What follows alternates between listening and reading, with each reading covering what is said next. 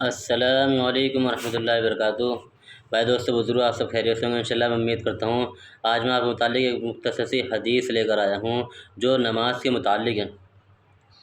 راوی ہیں، روایت کرنے والے حضرت عبداللہ بن عمر رضی اللہ عنہ روایت کرتے ہیں کہ ایک مرتبہ حضور اقدس صلی اللہ علیہ وسلم نے نماز کا ذکر فرمایا اور یہ ارشاد فرمایا کہ جو شخص نماز کا اہتمام کرے تو نماز اس کے لیے قیامت کے دن نور ہوگی اور حساب پیش ہونے کے وقت حجت ہوگی اور نجات کا سبب ہوگی، اور جو شخص نماز کا اہتمام نہ کرے اس کے لیے قیامت کے دن نہ نور ہوگا اور نہ اس کے پاس کوئی حجت ہوگی اور نہ نجات کا کوئی ذریعہ۔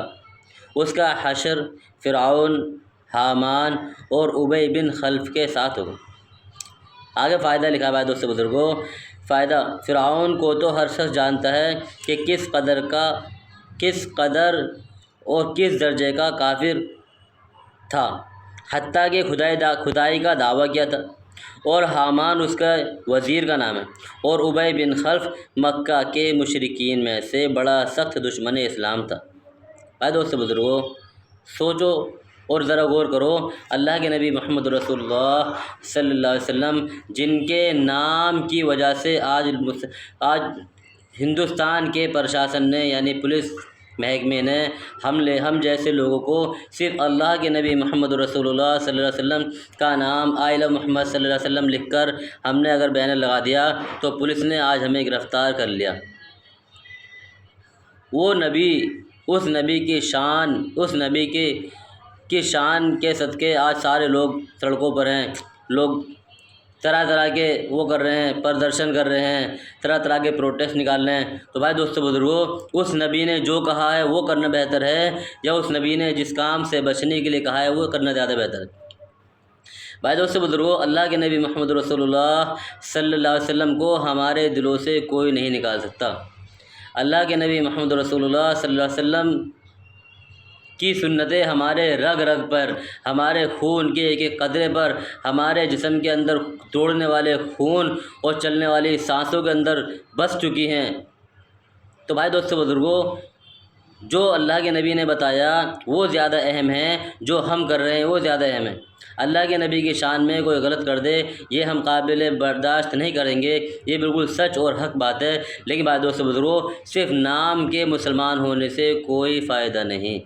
اللہ کے نبی محمد رسول اللہ صلی اللہ علیہ وسلم نے اعمال کر کے بتائے ہیں، صحابہ کو اعمال پر لائے ہیں اور خود بھی عمل کیے ہیں۔ آپ کا خود آخری وقت ہے اور آپ نماز کے لیے دو صحابی کے کاندھوں پر ہاتھ رکھ کر یعنی آپ کے کاندھوں کو پکڑ کر مسجد جا رہے ہیں، کائے کے لیے؟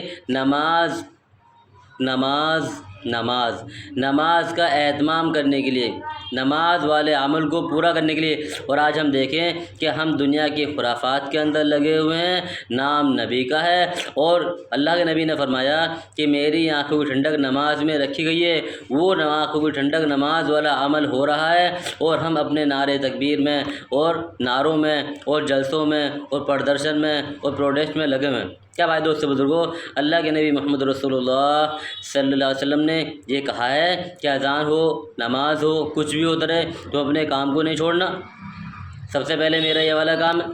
نہیں بھائی دوستو بزرگوں، اللہ کے نبی فرمایا جو آدمی نماز کا اہتمام نہ کرے اس کا حشر کس کے ساتھ ہوگا؟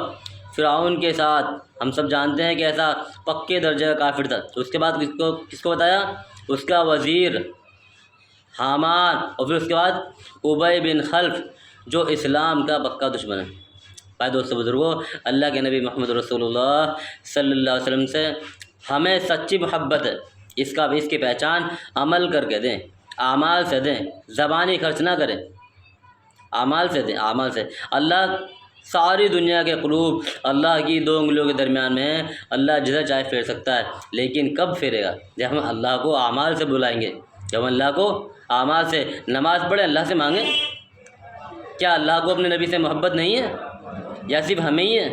اللہ کو بھی تو اپنے نبی سے محبت، اور وہ نبی جس کے صدقے میں اللہ نے دنیا کو بنایا، دنیا کی تمام چیزوں کو بنایا، کیا اس اللہ کو اپنے نبی سے محبت نہیں ہوگی؟ تو بھائی دوستو بزرگوں، ہم اپنے کام کے ساتھ ساتھ اللہ کے نبی کے بتائے ہوئے احکاموں کو بھی پورا کرنے والے بن جائیں۔ اللہ تعالیٰ ہم سب کو عمل کی توفیق عطا فرمائے، آمین۔ السلام علیکم ورحمۃ اللہ وبرکاتہ۔